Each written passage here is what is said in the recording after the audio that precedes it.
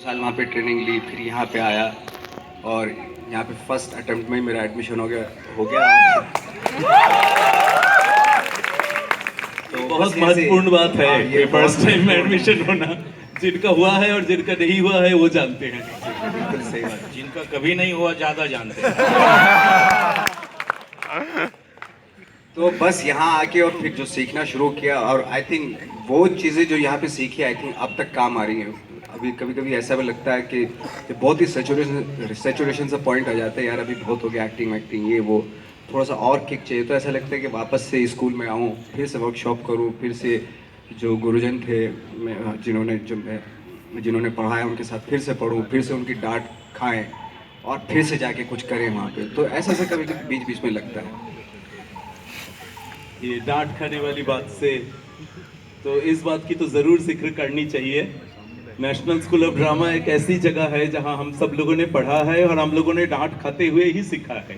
हमें तो अभी भी निभा जोशी जी, रीटा कोठारी जी, इन सब की डांट खूब याद है। तो सबसे ऐसे ज्यादा किसने डांटा था? वही मैं कुछ भी जानता। जो नाम बताया एक्चुअली रीता जी ने बहुत डांटा था वाकई, क्योंकि वो कथक वथक करवाती थी, कुछ मुद्राएं करवाती थी, तो वो मुद्राएं कभी नहीं हो पाई हमारी।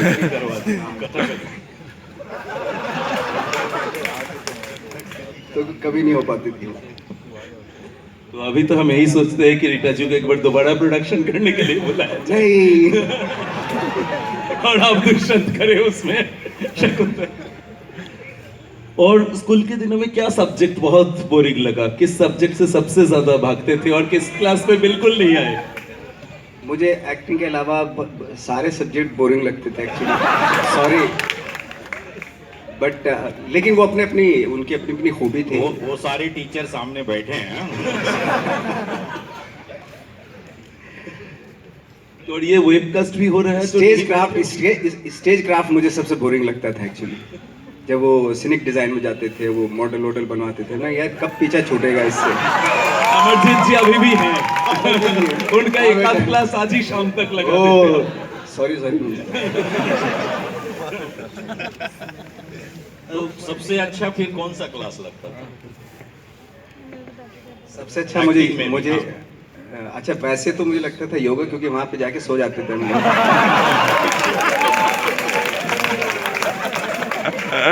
ये आज प्रेजेंट स्टूडेंट नहीं था ये स्टेटमेंट। एक्टिंग के बारे में एक्टिंग के बारे में बहुत सारे जो इवन विजिटिंग फैकल्टीज जो आते थे वो भी, और त्रिपुरारी मैम के साथ भी हमने काम किया, और बहुत सारे लोगों के साथ काम किया था। तो मज़ा, एक्टिंग में मज़ा आता था जब भी कुछ वो होता था, जो प्लेस करने में, जो सीन वर्क होते थे, सीन वर्क करने में मज़ा आता था। तो ये सब थी। ऐसा कौन सा एरिया है कि जो यहाँ करना रह गया ऐसा अब लग रहा है? मुझे अभी ऐसा लगता है कि मेरे से पब्लिक के सामने बोलना नहीं आता, तो मैं चाहता हूँ उसमें थोड़ी सी एक्सपर्ट हो जाऊँ उसमें थोड़ा। नवाजुद्दीन जी ने आते ही बोला कि मैं बोलूंगा नहीं, तो हमने कहा कि पहले आप अपना वक्तव्य दीजिए। जैसे हमारी आदत है, हम एकेडमिशियंस है, पहले वक्तव्य से स्टार्ट करते हैं। तो उन्होंने बोला मैं अपने बारे में कुछ नहीं बोल पाऊंगा। तो फिर कहा कि आप सवाल पूछिए, मैं जवाब दे दूंगा। तो इसलिए सवाल जवाब का फॉर्मेट जो है डिसाइडेड नहीं है, ये अभी इम्प्रोवाइज्ड हो रहा है। अगर हम फंबल भी हो रहे हैं तो वो भी उसी का हिस्सा मान लीजिए। अपनी सफर के बारे में थोड़ा बता सकते हो? यहाँ से पहले के बारे में बताया, फिर यहाँ से बाद के बारे में। यहाँ से पहले के बारे में तो ज़्यादा कुछ इंटरेस्टिंग था नहीं लाइफ में। यहाँ से जाने के बाद बड़ा इंटरेस्टिंग हो गया था एक्चुअली। जब मैं यहाँ से गया तो ये सोच के गया था मैं नेशनल स्कूल ऑफ ड्रामा का एक्टर हूँ, अभी तो जाते ही सबकी हालत ख़राब कर दूंगा मैं तो धीरे धीरे वो 3-4 साल में ज़मीन पे आ गया था मैं। मुझे लगा कि यार बहुत ही डिफ़िकल्ट है, बट थैंक गॉड जो यहाँ से सीखा था। हाँ, ये होता था जब भी मैं ऑडिशन जाके देता था वहाँ पे, तो कभी भी मेरा ऑडिशन में कभी हुआ नहीं एक्चुअली। तो फाइनली फिर मैंने डिसाइड किया कि यार मेरा ऑडिशन ले कौन रहे हैं, वो मेरी एक्टिंग को समझने लायक हैं या नहीं है। क्योंकि और कॉन्फिडेंस इसलिए था क्योंकि मैं नेशनल स्कूल ऑफ ड्रामा से गया था। ऐसा क्या है, मुझे लगता है कि जो नेशनल स्कूल ऑफ ड्रामा की ट्रेनिंग के बाद कॉन्फिडेंस देता है, वो कौन सी चीज़ें आपको लगती है? वो सारी चीज़ें देता है जो लोगों के पास वहाँ पे नहीं होती।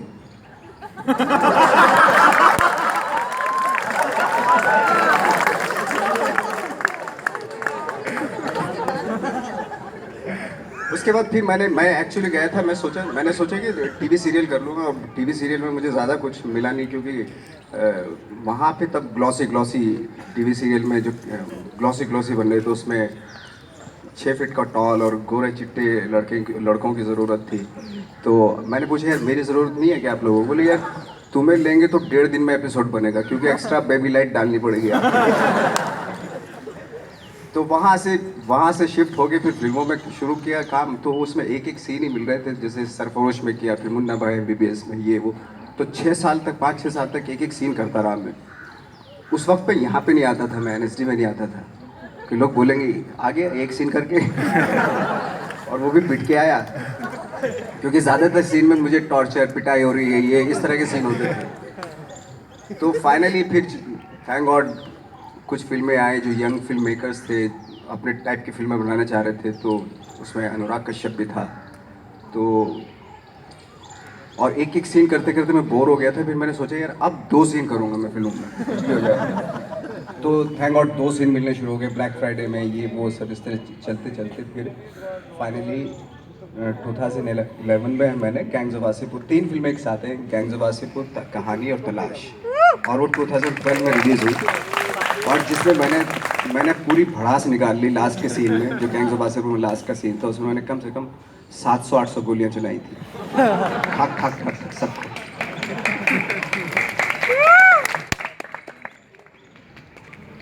अच्छा, अभी हाल ही में मैं कहीं पढ़ रहा था कि आपने कहा कि हरामखोर बहुत डिफिकल्ट रहा, तो वो चरित्र करना बहुत डिफिकल्ट रहा। ऐसे क्या डिफिकल्ट रहा?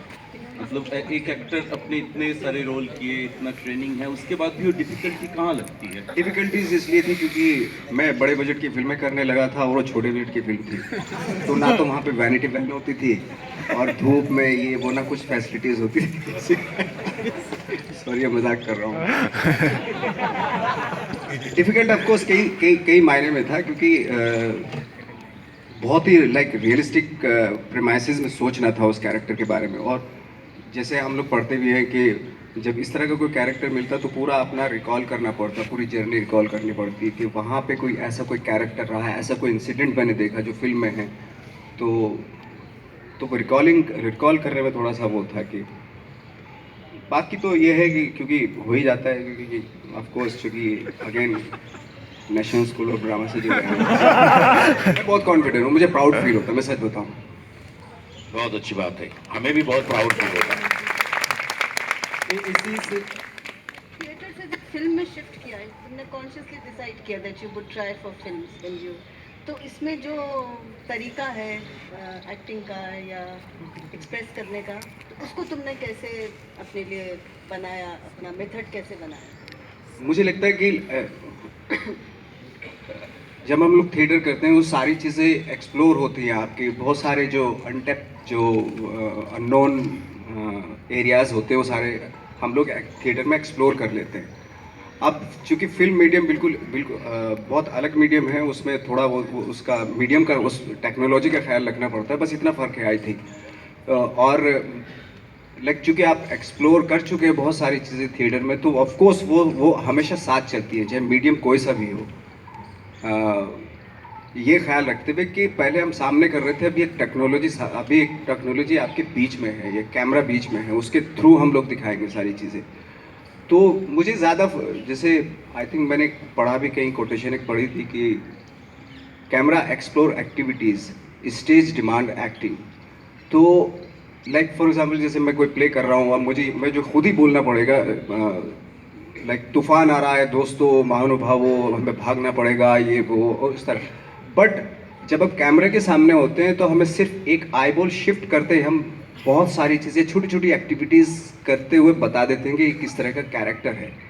स्टेज पे आई थिंक कहीं ना कहीं हमें बोलना पड़ता है। तो ऑफ कोर्स हर मीडियम की अपनी लिमिटेशन होती हैं, खूबियाँ होती हैं। स्टेज की अपनी खूबी है क्योंकि वहाँ पे किसी एक्टर को कंप्लीटली एक्सप्लोर करने का मौका मिलता है। और फिल्म की अपनी अपनी खूबी होती है क्योंकि आप छोटी छोटी डिटेलिंग से बहुत कुछ कह जाते हैं। आई थिंक इतना फ़र्क मुझे लगता है बस। अनुराग कश्यप वो भी थिएटर के बैकग्राउंड से है, तो उसके साथ काम करने में did he use any of the theatre methods while working for the film? Anurag Kashyap बहुत ही इम्प्रोवाइजेशन पे, स्पॉन्टेनिटी पे, इम्प्रोवाइजेशंस पे बहुत ध्यान देते हैं जो और लाइक जैसे हम लोग जब यहाँ पे करते हैं